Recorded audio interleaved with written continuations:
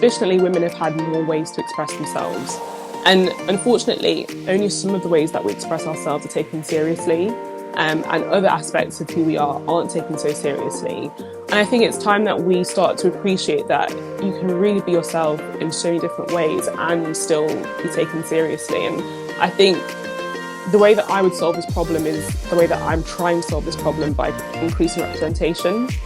So I think on my Boss Bios page, I've got a selection of women who aren't pageant girls and who are pageant girls. And I think it's important to show that the pageant girls are achieving just as much as the non-pageant girls, but they're still doing what they want to do outside of work at the same time and doing it really well. So I think showcasing how people can be just so different and cover a whole spectrum of different interests is really important. And I think one term that I try to use a lot in my workplace is bringing your whole self to work. I think we should be bringing our whole selves to many situations, not just the workplace. And I think that's when we'll start to humanise each other and realise that we're all the same. We all have so many different interests and so many different motivations, and we should respect that.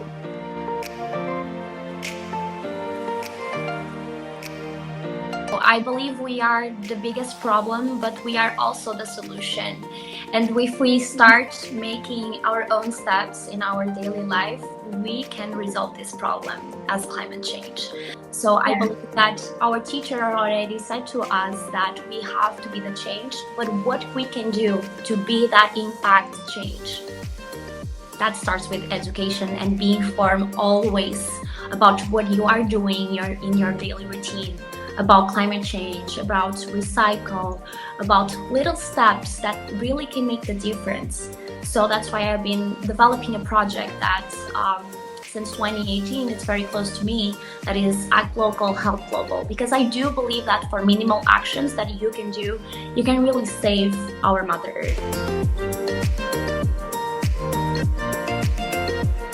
Actually, something that I'm very concerned about, it's like the new generation. Yes. Like I said it on a back occasion in the one I had the speech, the way I see on us trying to teach this younger generation is like when you're building a house. So when you build a house, you need to start with the basement, the foundation. There you go. Yeah. Exactly. So if we build a solid foundation, everything else is just gonna come out smoothly. Yeah. And for me, I had a very rough teenage life. Ooh. And I didn't have someone to reach out to. I didn't have someone that I could say like, she's my big sister, she's my inspirations. I can ask for advice. And I missed that person in my life, and I feel I made a lot of mistakes because I didn't have that type of person next to me. So I would want to be that person for a lot of teenagers. Like I love it when I receive a message from a little girl, a little fan, and she's like, oh, my boyfriend broke up with me, or like, I want to start a diet, or like, I want to get into what, like, I just love it because I didn't have that person.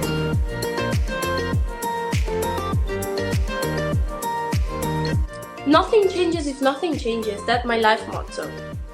I always say this because it's so true to me. So I am the proof that things are changing. Like some years ago, or maybe some other girls that maybe don't have the same mentality that I do, wouldn't have participated in Miss Universe Italy because they would say, I know, I don't have like a light skin color, I don't have green or blue eyes, I don't participate at Miss Universe because I'm not gonna win, you know? But I won. So things changed now, and I'm very proud of that. Something is coming to my mind right now because I remember that Angelina Jolie once said something like this in a speech that she did, and she said, I don't understand why I was so lucky to be born with the possibilities and the chances that I had in my life, while on the other side of the world there is another woman just like me with the same mindset, with the same work ethic, but she was born in a refugees camp. So that's not fair, you know. This speech really is stuck in my mind since the day I heard it from her, and I really felt that. So I would love to find a concrete way to help people reach and have the same possibilities in life.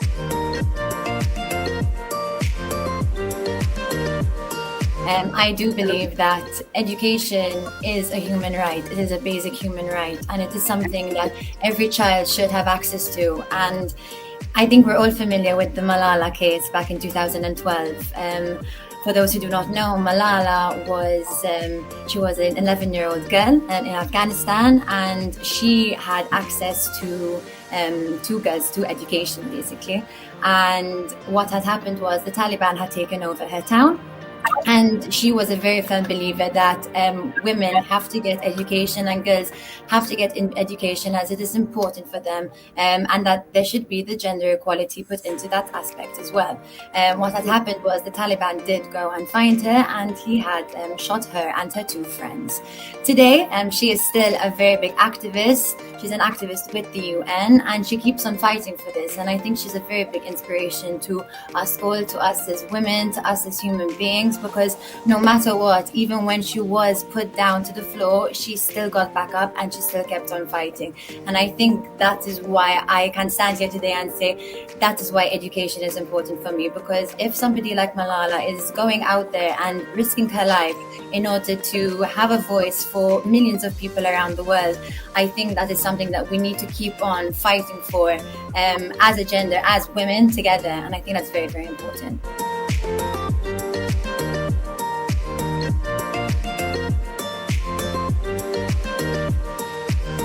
That as much as it is a crown and you have the beautiful dresses, the heels, the makeup, the body, it is an ambassadorial position. You are an ambassador for your country. So in order to be an ambassador, it means you have to be prepared, right? You need to be anchored to something deeper than just what the eye meets, right? So when I mean you have to be physically, mentally, and spiritually prepared, it means you are an all-rounder. It doesn't mean you are a perfect human being, but it means you are anchored enough to have an ambassadorial title for your country, not just nationally, but internationally as well. I think the most nerve-wracking part was actually not disappointing my fellow Namibians. Okay. Because I have such a great passion for my country and its people, and the last thing I wanted to do was disappoint them. So I was very intentional with how I answer my question. I was very intentional with how I make them feel, not just as citizens of Namibia, but as human beings.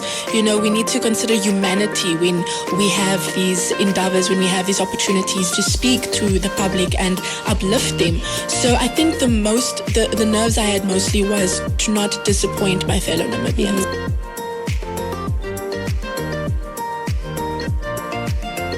We cannot say that we are moving forward as a nation while half of the country is still getting left behind.